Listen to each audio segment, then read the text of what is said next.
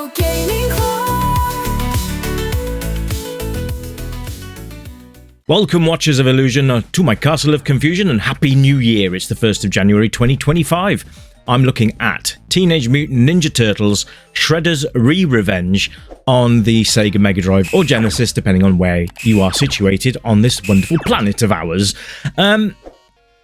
So yeah, it's based on it's basically a ROM hack. It's based on Streets of Rage 2, I think, but they've just done like character swaps and stuff, which has worked out really well, as you can see.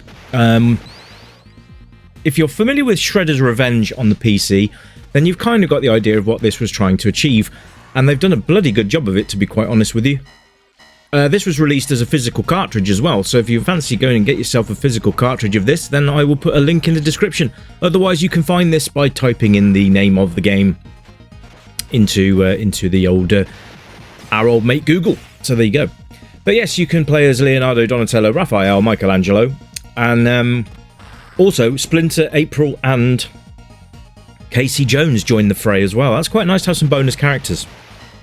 Now, what I really like about this is that the sprites are really nicely enlarged here, so you've got a really nice sort of arcade game type thing going on. You can see there's weapons being dropped, but I can't pick them up. I think that's because I'm carrying weapons already, so perhaps that's going to be reserved for maybe Casey Jones or Splinter. So that's quite cool. And it's two-player at the same time, so that's going to give it an extra bit of score, which is always a good thing in these games. So a good old-fashioned two-player beat-em-up Teenage Mutant Ninja Turtles game. You can't really go wrong with that, can you? Now, it has been out for a little while, but that doesn't detract from the fact that it's an absolutely stunning game. But graphically, let's have a quick look at the UI. There's not much to talk about. The top left-hand corner will be your score and the targets that you're attacking. And then you've got your time in the middle. And then you'll have exactly the same layout in the top right-hand corner if you're having a two-player game, so you can check out what you're doing there. Also, at the end of your life bar there, you can see there's a ×9. That's how many lives you can do it. You can set it to 3, 5, or 9 lives, so you can do it. Also, difficulty levels, you can do it very easy, medium, hard, and I think there's extreme as well. So there's plenty of options for everyone to choose from in this game, and I think options are always a good thing. I'm playing this on easy, by the way, just so there's no sort of, oh, this looks too easy. No, it is. It's very easy, I did it for a reason, because if I didn't do it, you probably wouldn't get much of a review. So there you go. So yeah, ramp the difficulty up is my advice, because yes, I'm finding this, even for me, it's too easy. But yeah, if you want a bit more of a challenge, then ramp up that difficulty and turn your lives down. Simple. There you go. But yeah, nice inclusion of April and Splinter. And of course, Casey Jones, everyone's favourite hockey stick wielding maniac. There we go. And that Foot Clan member, for some reason, was doing sit-ups at the bar. I obviously had one too many, I believe. But there you go. Big thanks to everyone that's dropped in and left a message, by the way, over the last couple of days. Really nice to hear from new people. Always nice to have developers on. So Hicks, thanks very much for dropping by. If you're watching this video, look at the size of Rocksteady. Now, the only thing I'm going to criticise here is I haven't spelled his name correctly, but that's such a minor thing. There should be a C for the ROCK STADY, steady. Yeah, but that's nitpicking. That doesn't detract from the gameplay at all. So that's on me. But look at the size of the sprites, man, and there's no slowdown as well. That's really, really good, and pretty cool for a first boss. We're done. Level 1 complete, I believe. Let's have a look. Is it? Yeah, stage 1 is now clear.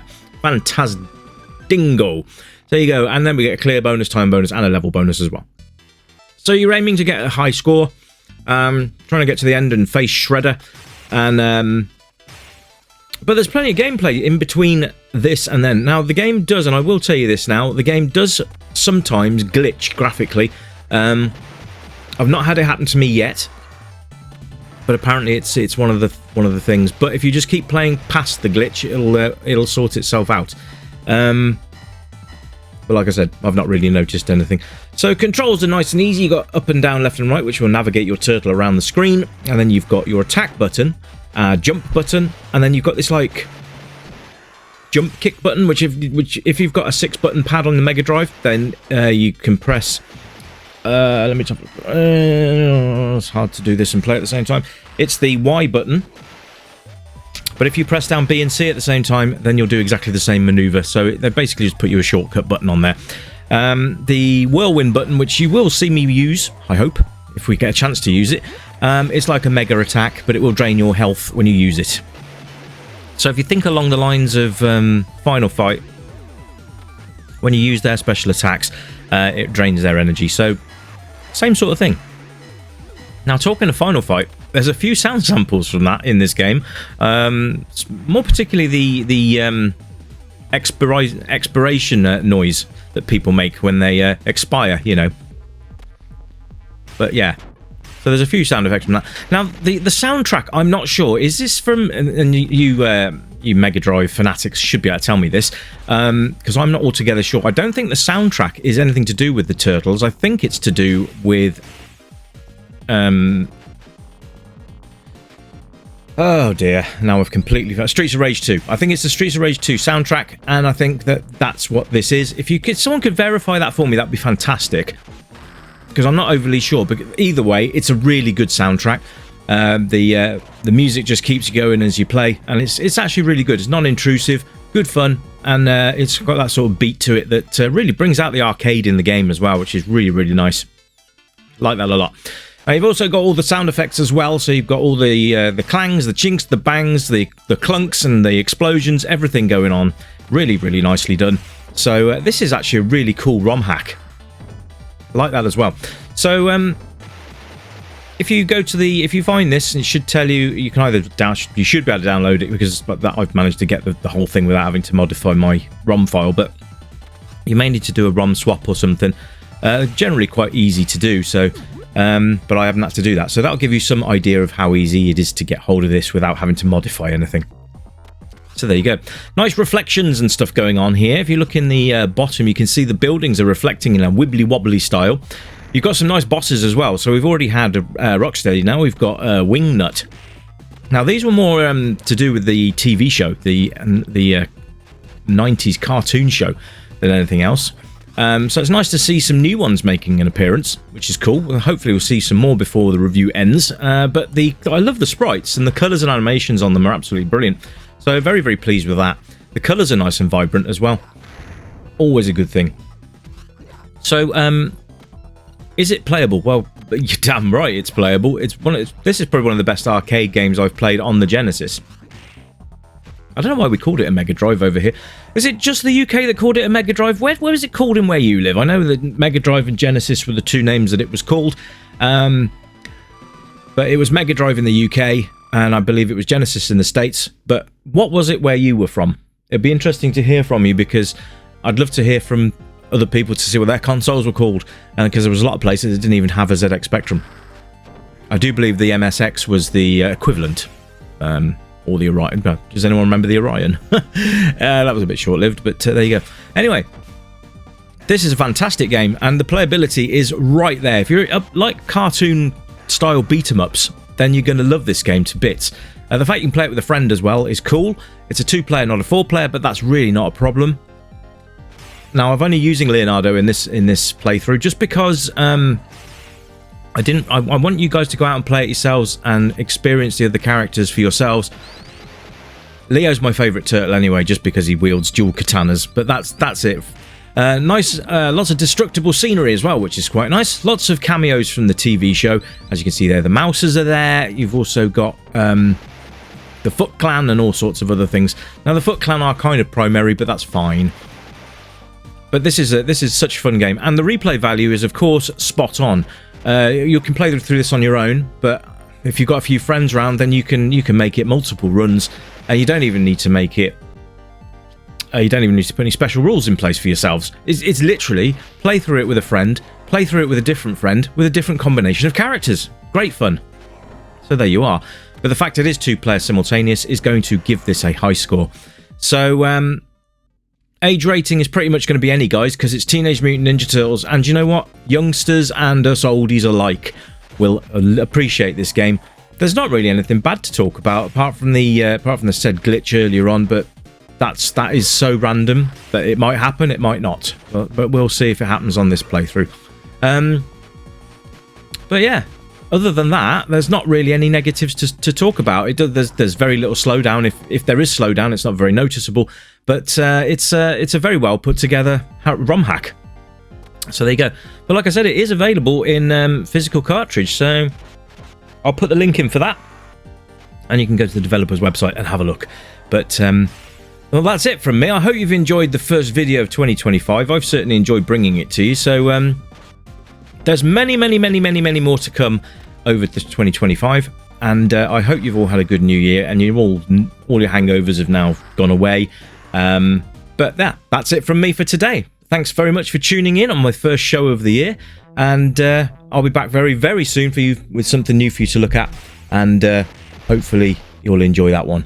So thanks very much for tuning in. All of you new guys, hello and welcome to the channel, and for all of my existing guys, you are superstars and legends. Thanks very much, everybody, and I wish you all a happy new year. I'll be back soon, so until then, you keep it retro, and as usual, it's bye for now. Bye bye.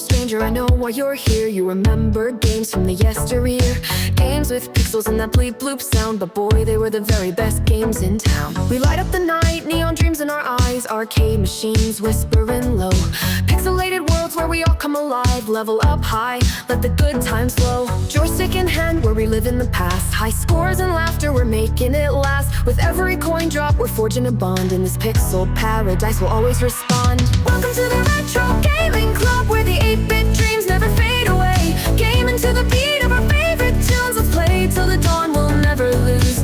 Neon lights shining, we're lost in the glow, in the Retro Gaming Club. Let's go, let's go. Flashback to battles, we'll play side by side, power-ups and hearts, love in disguise. We'll race through the levels, collect all the coins, in this timeless adventure we're waiting to join. Crashing 8-bit beats, igniting the night, from pixels to dreams we'll take flight. With every button pressed, our spirits ignite, in this retro wonderland everything feels right. Welcome to the Retro Gaming Club.